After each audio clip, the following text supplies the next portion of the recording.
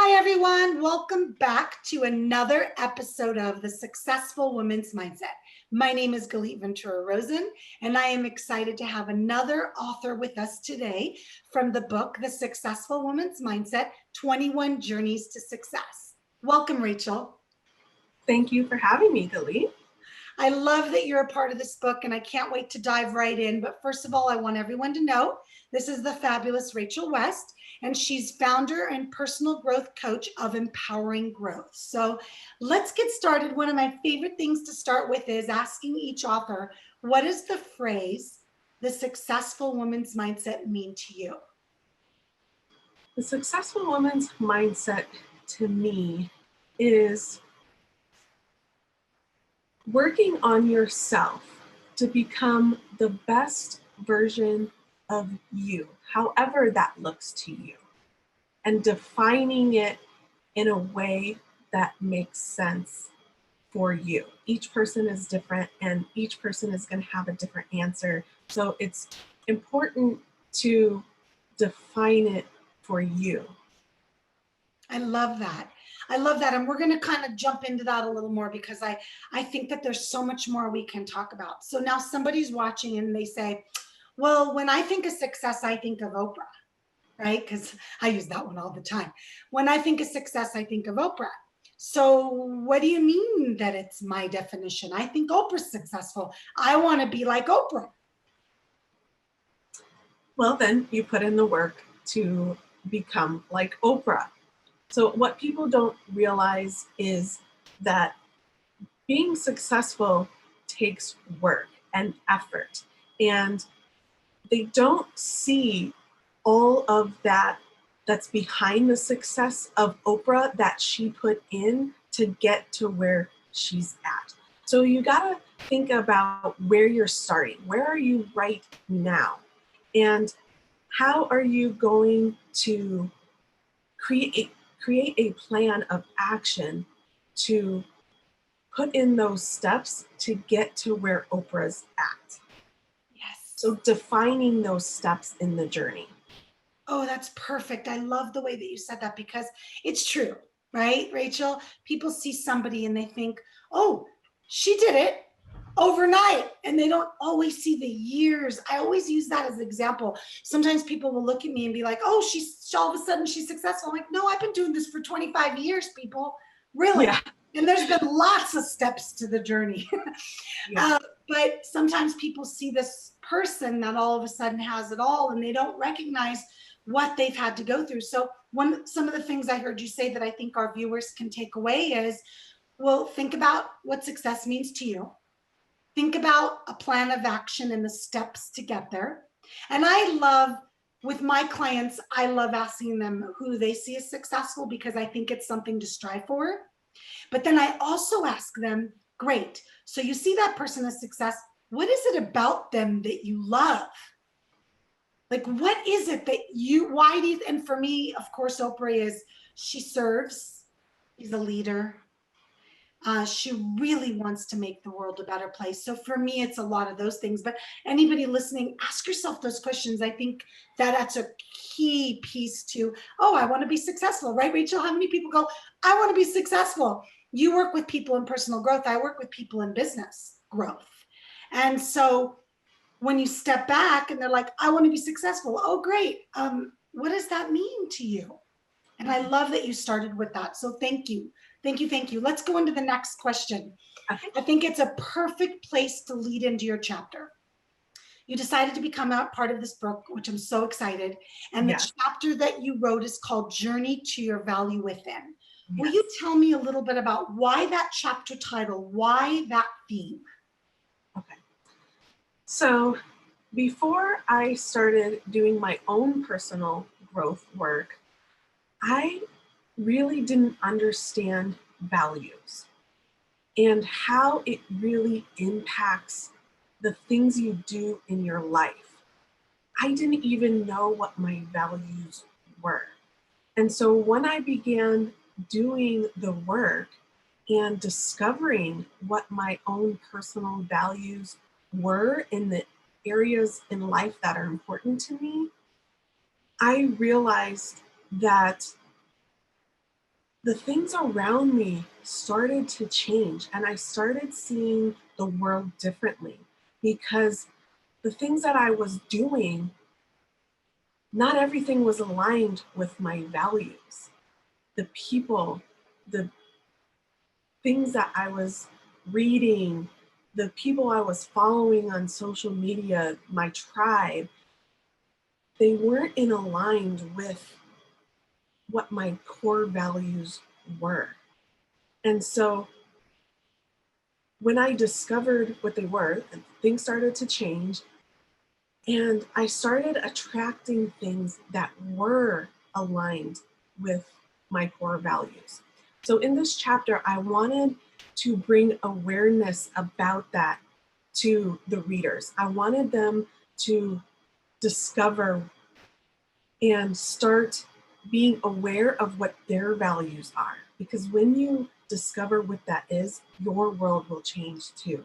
And things will start aligning. And yes, it's kind of scary because things, people fall off, or, maybe you need to quit your job because your job isn't aligned with those values anymore. But just being aware really changes everything. So this is what my focus on this chapter was to do for the readers. I love that. And I really enjoyed that you put the word value in your title. And that was why it was so important for me that the authors come up with their titles. Typically in an anthology, maybe the person that puts it together decides. I'm like, oh no, the authors have to be aligned and have to be connected to their chapter title. So Journey to Your Value Within, to me, is like this process. And of course, I read your chapter, but I'm not going to give away all the exciting tidbits because I want everyone to read it. But you really share your journey to get to your value. And then you share logical ways that somebody that doesn't know their value can find it. Yes. And of course, it's just a very small piece of the coaching that you do, because women that hire you, and I think you only work with women, right, Rachel? I don't want to make the mistake. No, I work with, yes. Thank you. Thank you for correcting me. Yeah. The women or men that work with you, we're speaking to women today anyway, so yes, it doesn't matter. Yes, we are. Really are going to go through a journey with you. Yes. And you're going to give them the resources and the tools to be able to grow, to find their value. Yes. So when you look at that and you think about one of your clients and you've helped them, what are the advantages to going through this journey? The advantages are seeing in yourself that shift. Sometimes in life, people, if you're part of the problem, you can't be part of the solution. So working with a coach allows you to see those things that you don't see. Having that mirror, that person to hold you accountable, to show you what you don't know, to show you things that you've never thought of. And so by working with a coach, it kind of loosens that just a little bit so that you can start seeing things differently and doing things differently. I love that. And we want to believe that we can see for ourselves what others can, but not always can we, because we're so deep in the emotion. And it doesn't mean that you can't work on yourself or start the process or whatever, but we've all experienced people from the outside that we've worked with, hired, gone to see. It could be traditional therapists, it could be coaches, it could be hypnotherapists, it could be so many different things out there. We're specifically talking about coaching and mentoring today, because in this chapter, when you're doing the work, and Rachel used the word work, and I want us to revisit that word for a minute, because it's quite interesting when you think about the word work, and I use it a lot too, doing the work. People think, well, what do you mean? What do you want me to do, right? You can't always do that with yourself. So when you have the guidance of someone to see things for you that you might not see through speaking, through exercises, through activities, through reading assignments, whatever, it's a whole nother world, because you almost step out of yourself, right? Rachel, is that a good way? What do you think? How Yeah, would you explain doing the work? doing the work. So doing the work and having a coach or mentor holds you accountable. So we all say we want to do things and we write them down, we set goals, we maybe even plan, but then things happen and we don't hold ourselves accountable to do the work. So having that coach or mentor to give you the task and you start doing them, you start seeing how it helps you.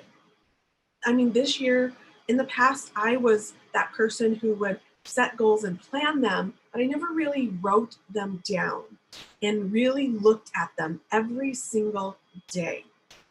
And so I did that for the first time this year, and I had a printout, and I would have my goals listed of what I wanted to do for that day, and I would do it and I would check it off. And I had so many learnings in doing that for myself. In the past, I would start doing the small things first, and then I would run out of time for the big things. And when I was seeing them on the paper, I was seeing that I was doing the big things first. And then sometimes the small things slipped through, which I was okay with because I was seeing that transition from doing the big things first, the important things, and being okay with letting those smaller things that weren't necessarily important slide through. And scheduling is huge. I wasn't doing that. I wasn't really scheduling and planning. I would schedule some things, and I have a 4-year-old daughter, so I was like, oh, well, my schedule's kind of flip floppy, and I didn't want to put anything down because I knew it was going to change. But just allowing myself to do that with my schedule. And yes, in the beginning, it was kind of flip floppy, but then I was seeing visually where I could put my time that wasn't flip floppy. So it allowed me to see um, where I could edit my work that I was doing. And so my schedule became not flip floppy anymore. Oh, So, good. Great yeah, way to so just explain it. doing tasks allows you to see and learn and move forward. Yes. Thank you. Thank you for sharing that. I think that was a really good way to kind of explain it in logical things. So, the last thing I'd like to ask you is what is something fun about you or something you love about yourself that you want to share with everybody watching and listening? Something fun about me. So, I have a creative background, and so I really enjoy coloring. When I was a little kid, I would have color parties with my sisters and the neighborhood kids. We'd get in the living room and we'd color. So, still as an adult, I like to do that. It's relaxing. It taps into that creativity. I love photography, just going out in nature and taking photos or doing family photos and posing and just as a hobby and just for fun. I also love doing jigsaw puzzles. I remember when I was a kid, my grandma, she would get out the puzzles and she would have the table and we'd all get together and we'd do the puzzles and she still does them and I still do them. And so it's just like bringing my childhood to my adult life. Well, you have actually found ways that of things that you enjoy doing, but also that have the ability to relax you and self-care. So you've Yes. taken something that you love to do that may be considered different, right? Because it was fun and different, Yeah. but you've really taken it and made it something that helps you and works with you. So I think it's so much fun. We have so many adult coloring books today and so many Oh, yeah. different things. One of the fun things that I like to do with my kids, and again, mine are not young, my youngest is 17, is we'll go to Michael's and we'll pick up paint by numbers, or we'll pick up the canvases that are already drawn out and you just have to paint them, and we'll Yeah. just have paint parties. And I Yeah. can't, I'm not creative artistically, I'm artistic with my words, so it's a stretch, but I still do it. I'm like, I don't care Yeah. how messed up could it be. Yeah. Only I'm looking at it. So now I Right. have paint by number stuff all over my house. It's really fun from all the kids and stuff. Will you tell everybody how they can get a hold of you if they want to connect, work with you, learn more about you? Okay. You can reach out to me by phone. My number is 702 714 1888. You can reach out to me through email, rachel@empoweringgrowthcoach.com. And if you want more information, you can also visit my website, which is empoweringgrowthcoach.com. Perfect. And I wanted to thank you for being a part of the book. Thank you for doing this interview and sharing your tidbits of expertise with everybody. What I would love for anybody that's watching or listening to do is I would love you to connect with Rachel to learn more about personal growth coaching. She rocks at it. I also want you to make sure that you've grabbed the book and read her chapter. The book can be found at thesuccessfulwomansmindset.com, as well as it can be found online at Amazon and any online retailer. The book is The Successful Woman's Mindset, 21 Journeys to Success. We've got 20 other fabulous authors just like Rachel writing about completely different topics. I'm sure you can connect with some of the chapters based on your life, your business, or what you want to do. So make sure to take a look at Rachel's chapter, which is Journey to Your Value Within. My name is Galit Ventura Rosen, and thank you so much for joining me for another episode of The Successful Woman's Mindset. Thank you, Rachel. Thank you, Galit.